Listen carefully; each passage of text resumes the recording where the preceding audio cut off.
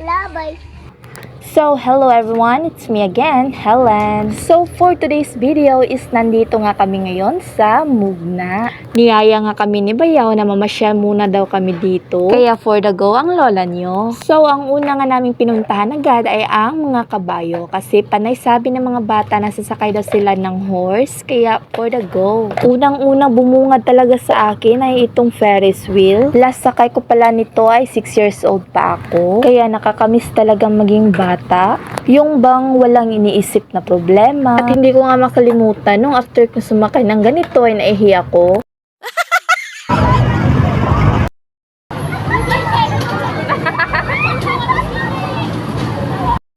First time pala ng panganay kong sumakay ng ganito. Kaya nung pinasakay ko siya sa kabayo ay parang ayaw niya nga. Ay takot nga siya. At nang sumakay na nga ang mga pinsan niya ay sumakay na nga din siya. Dito na nga rin lamang kami sa labas kasi yung panganay na pinsan niya nga nagbantay sa kanya. Hindi na nga namin pinasakay itong bunso namin kasi ayaw niya nga. At talagang sobrang matakutin nito. Pati na nga motor at saka sasakyan ay hindi pinalampas. Ewan ko ba sa batang ito? Kaya binilhan na nga lang namin ng pagkain. At sa ganun ay malibang nga rin siya. At pagkatapos nga na lang sumakay ay pumunta na agad kami sa palaruan. Dito kami sa tinatawag na DIY bingo. At may mga pattern na dapat mong sundin. At kapag nagawa mo yan ay may mga prize nga. At sinubukan na nga agad ng aking hobby.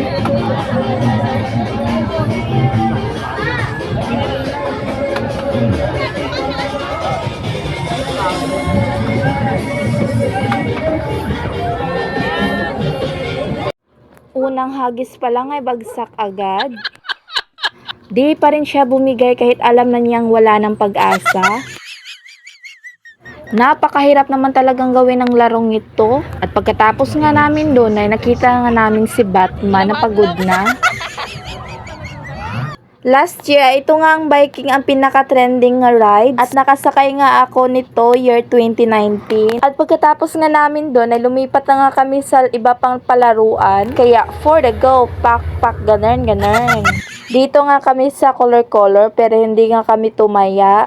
At ito nga ang aking panganay ay panay sabing pabili ng ganito. At nang kami ay gutom na, pumunta kami agad dito. Nilibre nga kami ng bayaw ko, kaya for the go ang lola nyo. At nang nabusog na kami ay lumakad kami ulit. Hindi na nga rin lamang kami pumunta sa iba pang mga rides kasi may mga bata kaming dala. Kaya nagpasya silang dito na nga lang kami. 20 pesos pala ang 10 bala.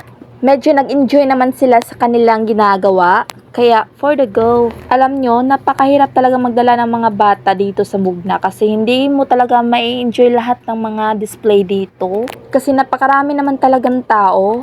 Dapat hindi mawawala ang mga mata mo sa mga bata. Pagkatapos nga namin dito ay pumunta naman agad kami doon sa 20-20 pero hindi ko na nga nabidyohan kasi tulog na ang aming mga chikiting.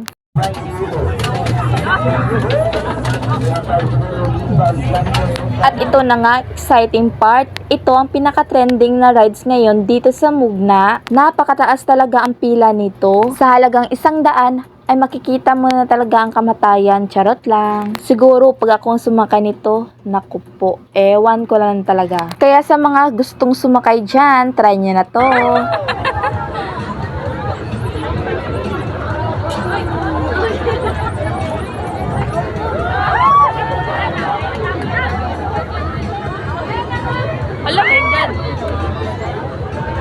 Kita nyo ba yung nalaglag? Ano kaya yun? Marpel ba yun? Charot. Kaya sa mga marpel dyan na gustong sumakay ng ganito, hubarin nyo na lang talaga yung marpel nyo bago kayo sumakay ng ganito para hindi malaglag.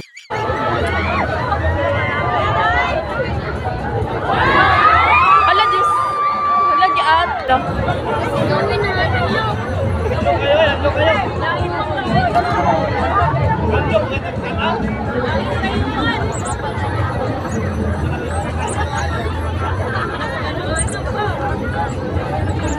At yan lamang po for today's video. Sana'y nag-enjoy kayo sa panonood. Don't forget to follow, share, and react sa aking video. Bye! God bless!